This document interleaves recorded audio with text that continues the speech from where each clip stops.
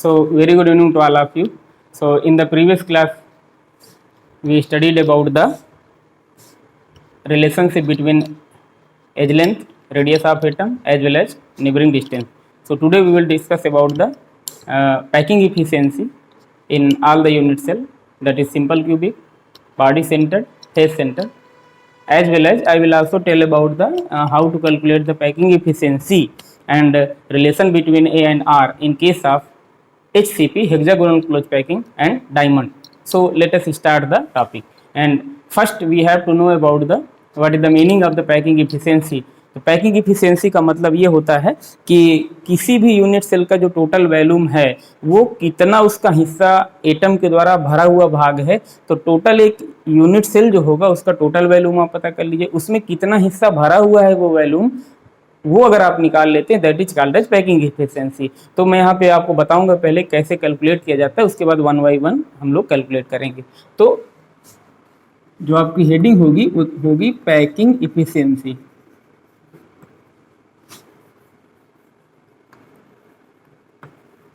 Packing efficiency तो कैसे calculate करेंगे इसको, मान लीजिए पैकिंग इफिशियंसी को हम लोग शॉर्ट में पी डॉट ई से दिखा देते हैं। That is equal to packing efficiency, that is equal to total value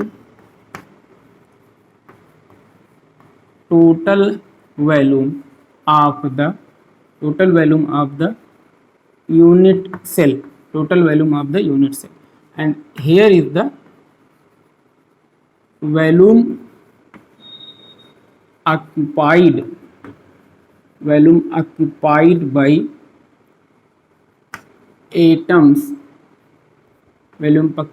atoms, in unit cell. Unit cell में कितना वॉल्यूम एटम के द्वारा भरा हुआ है, ऑक्युपाइड है, ठीक है। That is also can be written in the form of number of atom multiplied by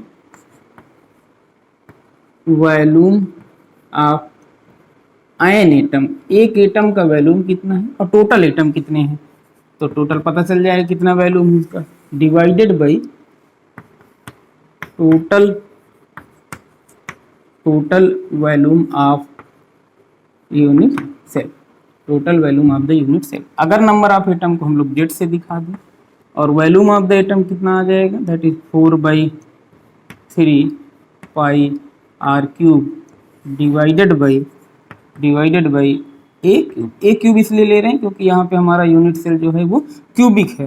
तो पैकिंग इफिशियंसी कैलकुलेट करने का ये फार्मूला हो गया, and this formula will be used to calculate the packing efficiency in case of the simple cubic unit cell, body centred cubic unit cell, as well as face centred cubic unit cell, और हम लोग इसको hexagonal close packing और diamond में भी use करेंगे। तो let us how to calculate the packing efficiency, calculate the packing efficiency for each one of them. First one, that is a simple cubic. तो सबसे पहले हम लोग सिंपल क्यूबिक का निकालेंगे।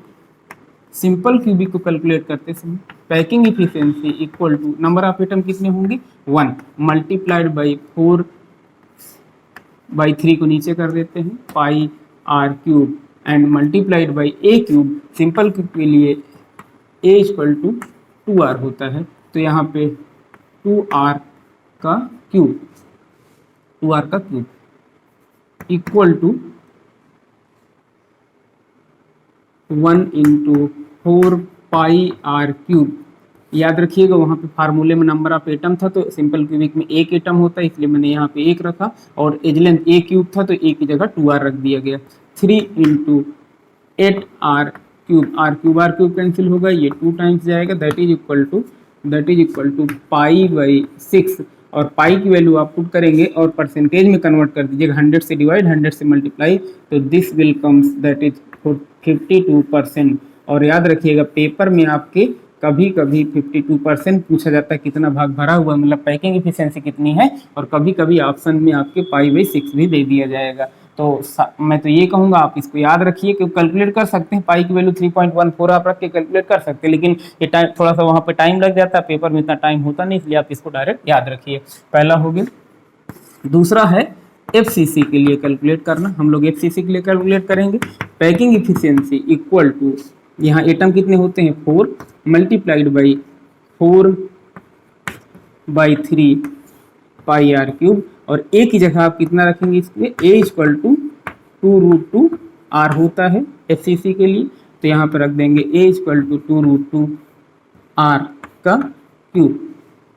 ई वैल्यू हो जाएगी 16 pi r cube divided by 3 into 8 into 2√2 r cube. R cube आपका कैंसिल होगा, ये कैंसिल हो जाएगा, ये इससे कैंसिल हो जाएगा, तो ये वैल्यू आ जाएगी π/3√2, और इसको जब आप पाई की वैल्यू पुट करके परसेंटेज में कन्वर्ट करेंगे तो ये वैल्यू आपकी आएगी 74% आएगी।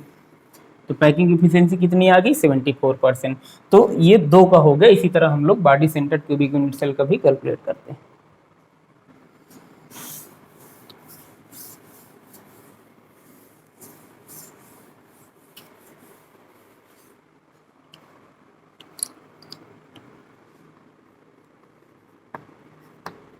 तो बीसीसी के लिए ए इक्वल टू कितना होता है 4r/√3।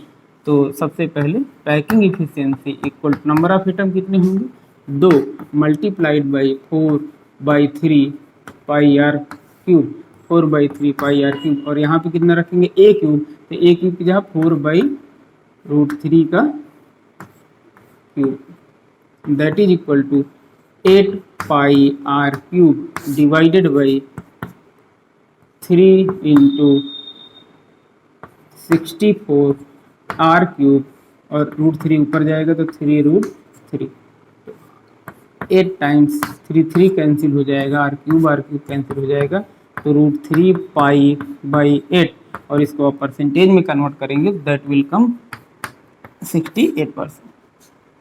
तो हम लोगों ने यहाँ पे क्या किया 3 का कैलकुलेट किया, simple cubic that is 52%, body centred 68%, और face centred cubic unit cell में 74%। ये आपके कैलकुलेट टोटल आ गए। अच्छा, इसमें आप बेसिकली जो सवाल पूछे जाते हैं पेपर में वो मैं थोड़ा सा आपको डिस्कस कर देता हूँ। सिंपल क्यूबिक पहला हो गया, बॉडी सेंटर्ड हो गया, और एक फेस सेंटर्ड हो गया, ठीक है। इसमें ए इक्वल टू होता है 2r, ए इक्वल टू होता है 2√2r, and A equal to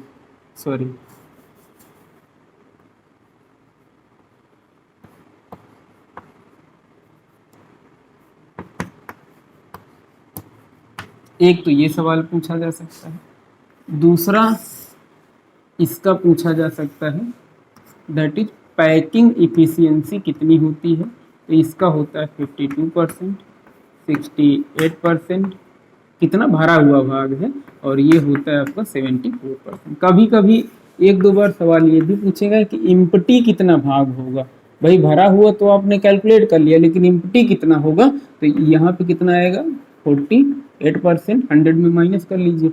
उसके बाद ये आपका कितना आएगा दैट इज 32%, और ये आपका हो जाएगा 26%। तो इम्पटी भी कभी पूछ लिया जाए तो आप उसी को माइनस कर लीजिएगा 100 में से। पैकिंग इफिशियंसी भरा हुआ भाग होता है, और ये इनके बीच का रिलेशन हो गया। तो अभी इस टेबल में हम लोग 2 का और कैलकुलेट करेंगे, हेक्सागोनल क्लोज पैकिंग का कैलकुलेट करेंगे, उसके साथ साथ डायमंड का कैलकुलेट करेंगे। अच्छा, डायमंड का कैलकुलेट करने का कारण ये होता है कि डायमंड हार्डेस्ट होता है सब्सटेंस हमारी अर्थ में, इसलिए हम लोग उसका कैलकुलेट करते हैं। तो इसमें हम लोग पहले ए एंड आर का रिलेशन निकालेंगे, ए एंड आर इनके बीच क्या संबंध होता है उसको निकालेंगे, फिर परसेंटेज निकालेंगे, ठीक है। तो जनरली मैं आपको यहाँ बता देता हूँ, ये कैलकुलेट करेंगे हम लोग, इसका भी 74% आता है, और जब आप इसका निकाले जाएंगे तो इसका आपका 34% आएगा लगभग। उसके बाद इम्पटी आप निकालेंगे तो ये 26% आ जाएगा, और ये 34 है इसलिए आपका 60 6% आपका इम्पटी भाग रहता है। इतना इम्पटी है, उसके बावजूद आपका डायमंड सबसे हार्ड सब्सटेंस माना जाता है। उसका कारण पैकिंग नहीं होती, उसका कारण होता है 3 dimensional arrangement of the atom in the crystal lattice. इस वजह से ये हार्ड सब्सटेंस माना जाता है।